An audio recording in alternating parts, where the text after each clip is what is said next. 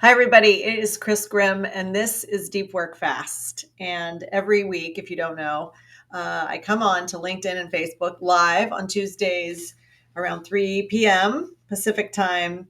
And I bring you tools, ideas, concepts, materials, stuff, so that you can be the best you can be in all the roles of your life at work and at home. So let's just jump into it. This week, I am focusing on rest, REST, rest, not sleep, even though I want to talk about sleep. So I want to break down rest because you need 7 different kinds of rest. And this shouldn't be like a to do list item. This should actually be a lifestyle decision for you to feel rested, to think more clear, to make better decisions, to show up more fully. I think everybody says they want that, and then they think sleeping at night is going to be the only recharge they need. And the reality is, we actually need different kinds of recharging for this human battery.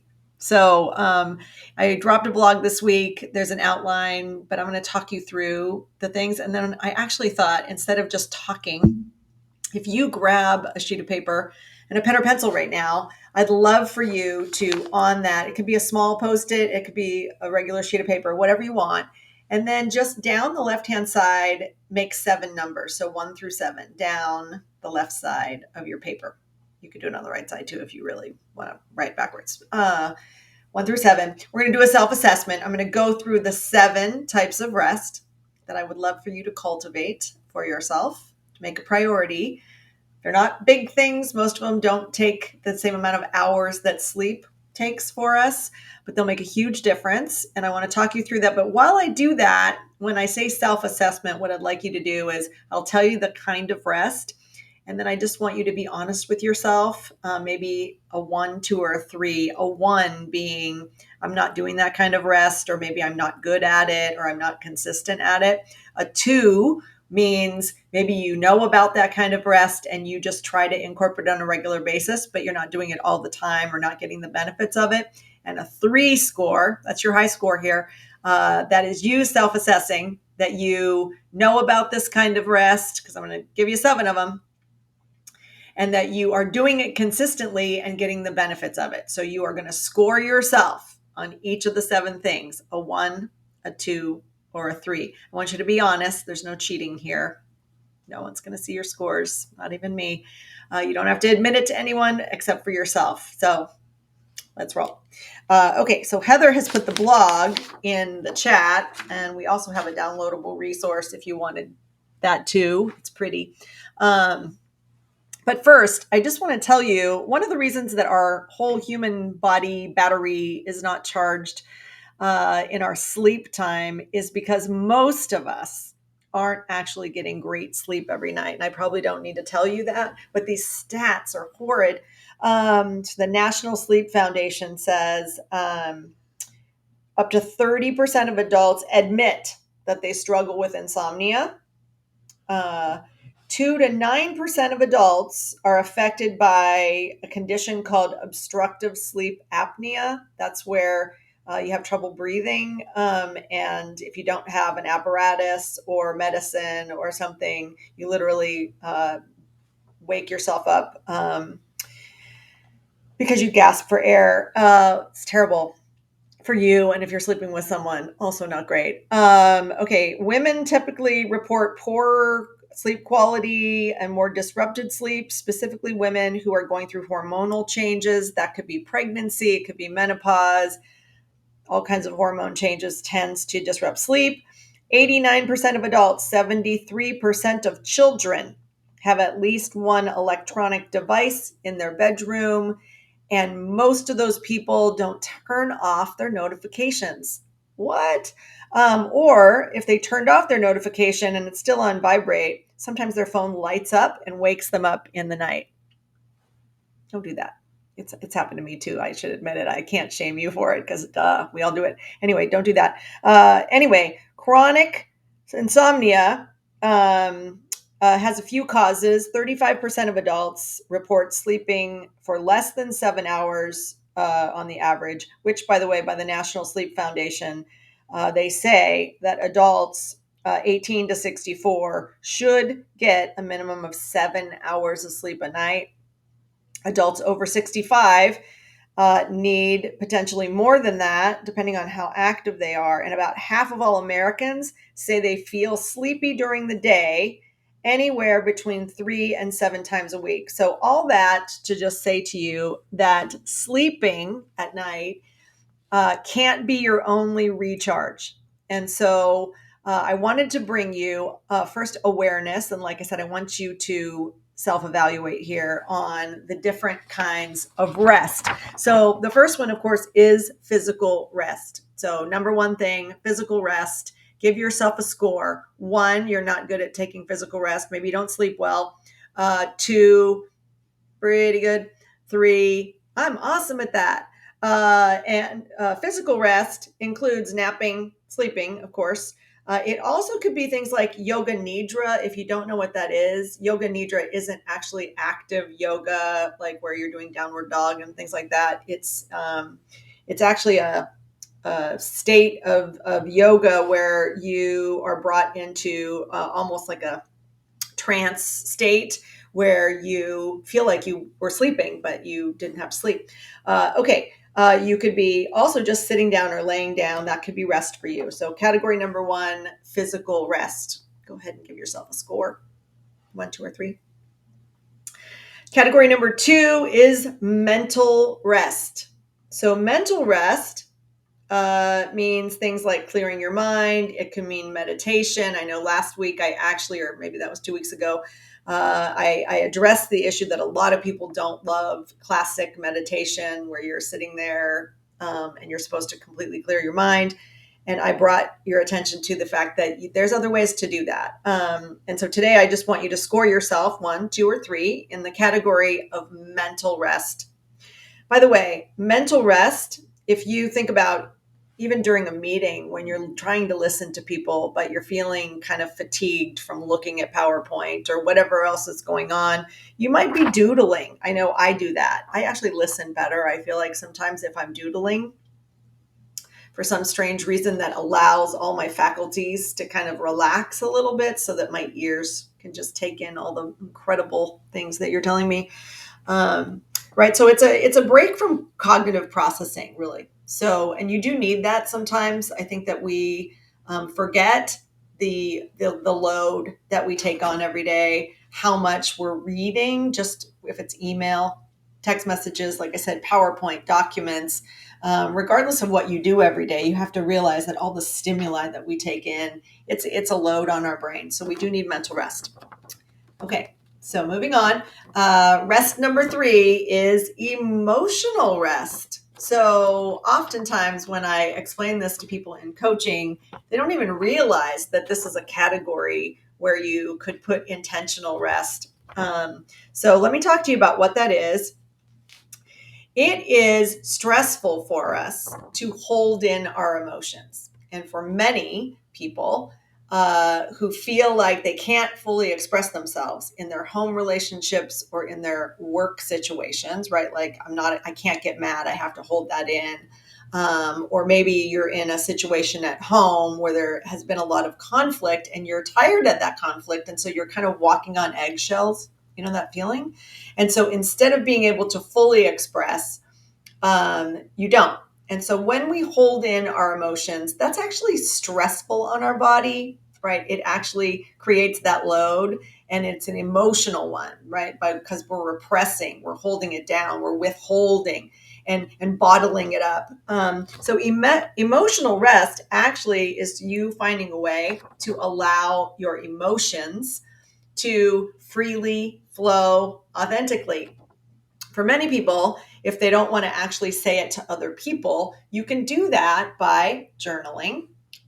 In our retreats and in coaching, I teach people that another way, and it's been around for a long time, is to write a letter or write a note to the person maybe you're having a conflict with, or the situation that's highly emotional for you, to write it out and then burn that or throw it away. You don't have to give it to anyone, but just the outlet, right? Like for you to just express those things instead of holding them in, helps you create rest in your body instead of tension in your body, right? So we want that emotional rest. Also, by spending time with people who are safe. And I know a lot of people ask me what psychological safety is. It's a concept that's been around for a while. I think I did a blog around it a couple months ago.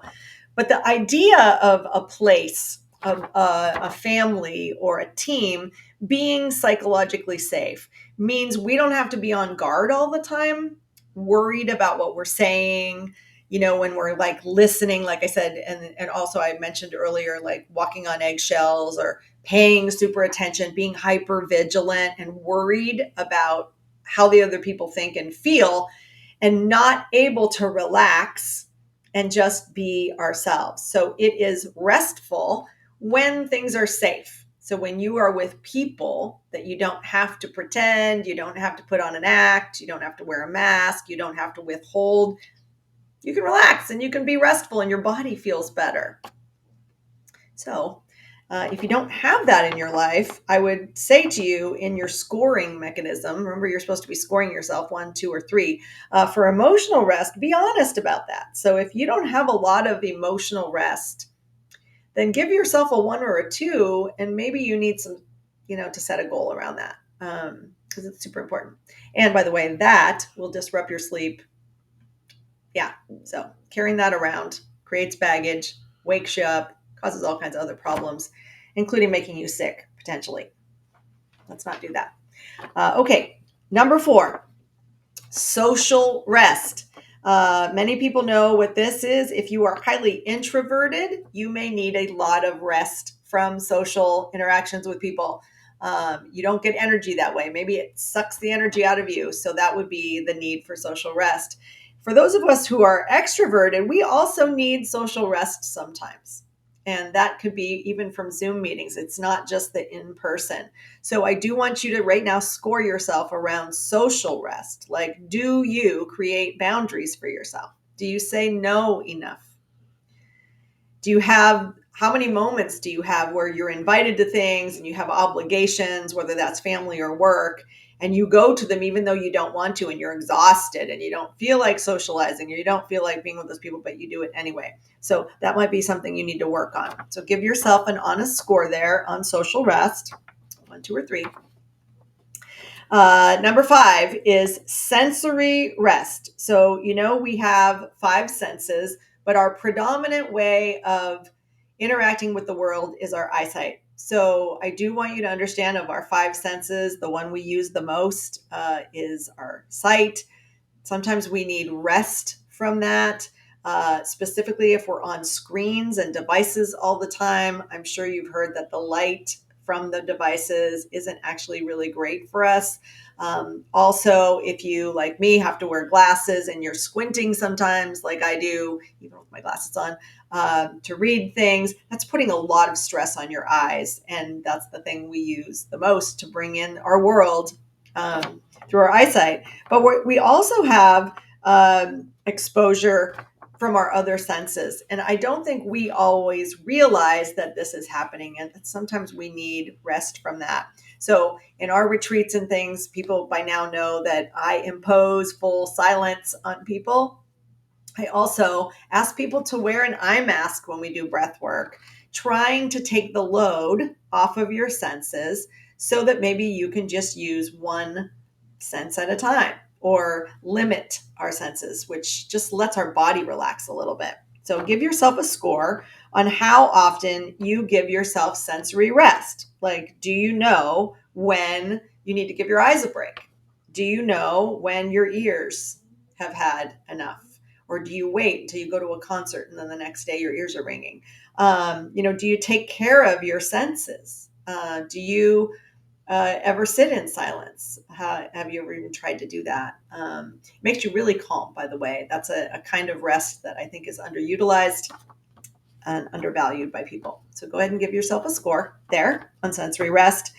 And the next one is creative rest. So often people push back on me on this because you're telling me to do something that doesn't feel restful. Well, creativity can be some of the best rest that you can get. It's really rejuvenating. And I'll tell you, anybody out there who plays a musical instrument and loves it will tell you that engaging with that music, engaging with art, if you're an artist, maybe you're someone who likes to build things. I have a lot of people I've coached in the past who, have hobbies on the side that are highly creative. They don't do it to sell the things. They're not trying to impress anybody. Now, they probably do, by the way, and some of those people build some amazing things. Paolo, if you are watching this, that guy makes wooden benches, thousands of dollars. Amazing. But he doesn't sell them. He does it because it's a passion and he loves it. Whatever you can do to have some creativity, that actually provides rest. And I'll tell you, the other thing it does is that it balances out how your brain works, right? The engagement of our right brain, but also the parts of our brain that aren't taxed with like linear problem solving. Well, that functions different.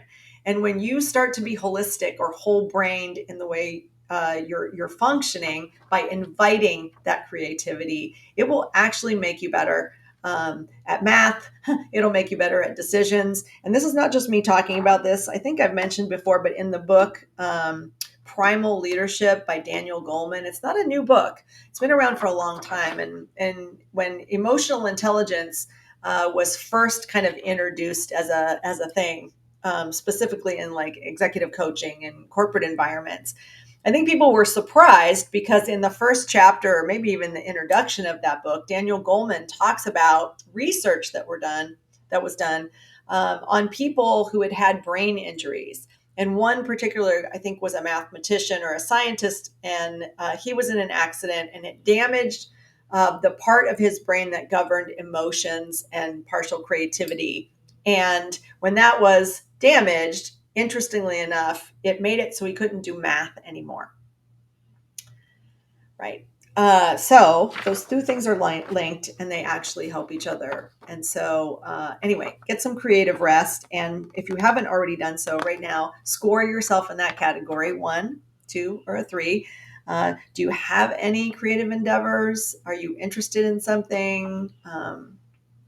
Even gardening, stuff like that, right? That will help you free your mind and feel more creative. So the last kind of rest that I want to make sure you have on your list and that you rate yourself on is called spiritual rest. But I want to expand that definition. I'm not talking about religion, first of all. I am talking about engaging with your purpose, engaging with something bigger than you. I know for some people that is God or a God. For other people, it's nature. And so I want to make sure that you kind of understand that something bigger than us, doesn't have to be about some God sitting on a chair somewhere. That's why I said this isn't really religious. It's about you knowing that you're a part of something bigger. And I believe that connecting with the earth does that, connecting with nature. Many people have very spiritual experiences in nature. And I don't mean just hiking. I know people who surf often tell me that that is like their church, right? They sit on that surfboard, they're floating out in the ocean, and the Mother Ocean is their spiritual experience. And that's beautiful. It's really great. And that's exactly what I'm talking about. And I think it's really interesting that in many cultures of the world, two that I know well, Hawaiian, they have a term that is as common for Hawaiians as aloha, and it's called aina, Aina, and it means reciprocity. And interestingly, when I was in Peru, I found out that in Quechuan, they have a term that is called Aini, Ayni, means the same thing: harmony, balance, reciprocity. And the ideas here is that we are a part of something bigger than ourselves. And so the idea is to maybe stop being so egocentric about our lives. Most of us are very, very consumed with our lives and our work, and we forget not only to rest, but we forget to connect to something bigger. So if you haven't already, go ahead and score yourself in that category, a 1, a 2, or a 3 in the spiritual rest. I hope that you did this exercise. If you're watching this later, just go ahead and do that. Grab a paper and score yourself in all the categories. And if you're scoring low, just see what you can do to bring them up just a little bit by doing something a little different on a regular basis so that you feel more rested. And then coming back to where we started, I also want you to get quality sleep. So if any of these other categories are out of whack, chances are they might be contributing to you not getting a full, great sleep at night and feeling fully rested in the morning. Why do I care about that? Because I want you to be the best that you can be in all of the roles that you play all day, every day. And that means you've got to be able to think clearly, not be exhausted, not be grouchy, not be stressed out. So with that, grab that blog, and I'll see you next week for Deep Work Fast. Get some rest. Bye.